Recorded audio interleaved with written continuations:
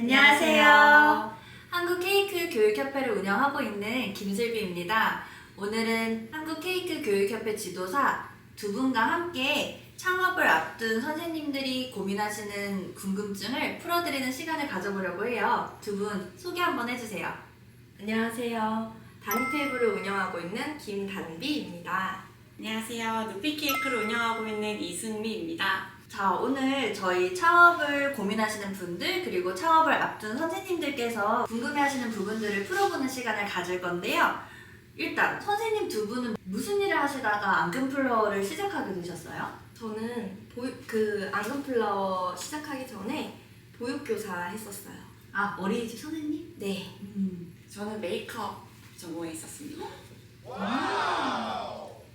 그러면 하시던 일이 있으셨잖아요. 근데 왜 갑자기 앙금플러워 공방을 창업을 해야 되겠다라고 마음을 먹으셨는지 궁금해요.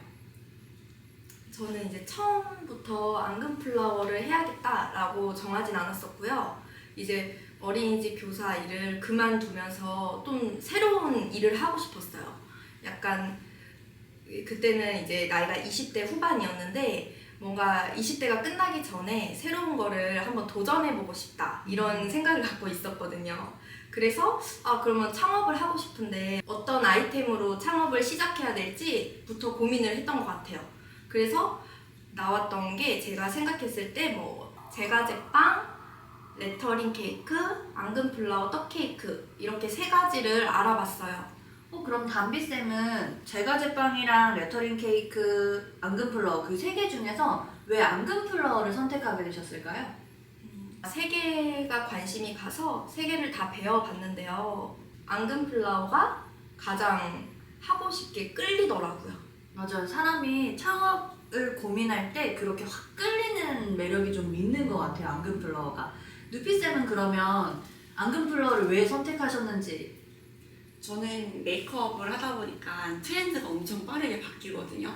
그래서 그 트렌드를 작년 트렌드를 오래 준비하고 이렇게 빠른 템포를 하는 거에 굉장히 지쳐있을 때라 안정적이고 나이가 들어서도 여유 있게 할 수 있는 일을 늘 찾았었어요. 그러다가 이제 앙금플라워를 알게 됐고 앙금플라워는 사실 제 체력만 가능하다면 나이와 공간, 위치 상관없이 어디서든 할 수 있는 장점 때문에 이제 선택을 하게 됐습니다. 맞아요. 저는 이제 앙금플러워 하기 전에 디자인 일을 했었거든요. 온라인 쇼핑몰부터 오프라인 디자인 하는 것까지 해서 처음에는 에이전시로 디자인해서 들어갔다가 나중에는 이제 기업 디자이너로 일을 하게 됐는데 일단 디자인도 누피쌤 일하셨을 때 이야기해 주셨던 것처럼 너무 빠르게 바뀌어요. 빠르게 바뀌고 제가 언제까지 이 일을 할 수 있을까라는 생각이 20대 후반이 넘어가면서 계속 생각이 들더라고요. 그래서 나이가 들어서도 할 수 있고 그리고 내 공간에서 내가 하고 싶은 일을 하면 좋겠다. 현실에서 좀 안전한 걸 벗어나고 싶다 해서 앙금플러워를 찾았던 것 같아요. 근데 공방 창업할 때 우리가 돈이 좀 들잖아요. 진짜 소자본 창업이라고 해도 돈이 안 들 순 없잖아요. 두 분 돈 얼마나 드셨어요? 저는 그때 아예 돈이 없었어요. 그래서 회사 대출로 시작했어요. 그 직장인 대출로 먼저 받고 그 다음에 창업을 하고 그럼 이제 보증금 1,000만 원 내고 인테리어 최저로 한 다음에 그 사업자 대출로 받아서 내고 이렇게 그래서 비용이 보증금 포함해서 2천 안 든 것 같아요. 저도 그 정도였던 것 같은데 담비쌤은 얼마나 드셨어요? 저는 이제 제가 적금을 해서 모아놨던 목돈이 있었어요. 근데 이제 적금이 이제 거의 끝나갈 때 무렵에 딱 통장에 있었던 금액이 생각이 나요. 그래서 1,000만 원으로 딱 시작을 했어요. 보증금 포함해서 1,000만 원 이내로 가능하셨던 거예요? 네. 아니 1,000만 원이면 창업 자금 중에서도 좀 작은 금액이라고 생각하거든요. 저희가 창업자를 많이 배출해보지만 1,000만 원으로 보증금 포함해서 창업한다. 이거는 진짜 적은 금액으로 창업을 한 건데 혹시 어떻게 그렇게 창업을 하실 수 있었을까요? 공방을 알아볼 때 선생님께서 많이 도와주시기도 했고요. 그런 와중에 좋은 자리가 딱 찾아서 들어갈 수 있었던 것 같아요. 그 자리가 그러면 권리금을 주고 들어가는 자리였는데 권리금이 좀 작았던 거겠죠? 네. 1,000만 원에 보증금이 거기가 500이었고요.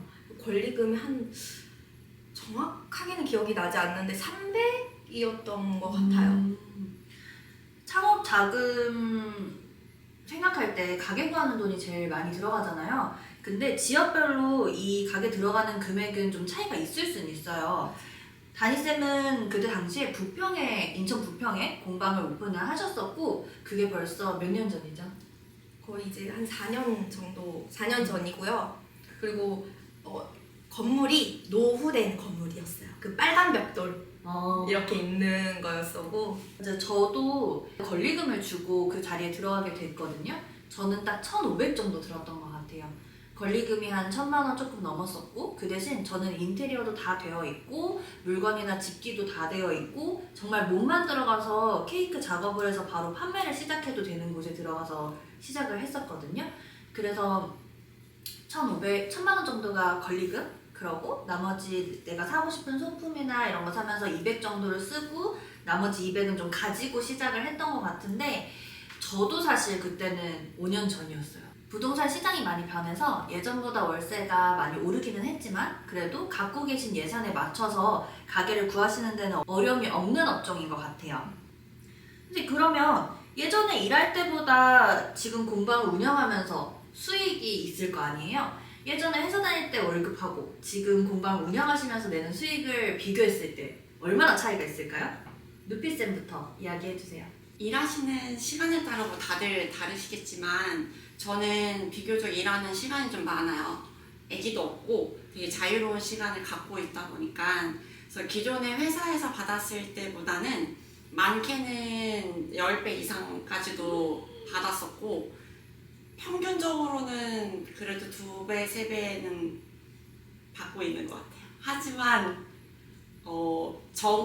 2-3배를 받는다고 해서 마음적으로 엄청 안정적이지는 않아서 매출과 안정감과는 또 차이가 있는 것 같은 느낌이에요. 다니쌤 같은 경우에는 자영업은 사실 월 매출이 일정하게 고정이 돼 있진 않잖아요. 예전 월급에 비했을 때 한 3배 네, 정도는 평균적으로 조금 가져가기도 하고, 물론 좀 떨어질 때도 있지만 예전의 수입만큼 동일하거나 떨어지진 않은 것 같아요. 그럼 담비쌤은 공방 오픈하시면서 1,000만 원 정도 비용이 투자됐고, 승리쌤 같은 경우에는 2,000만 원 정도 투자를 하셨잖아요. 이거를 회수하는 데까지 걸린 기간은 어떻게 될까요? 제 기억으로는 6개월 안 걸렸던 것 같아요.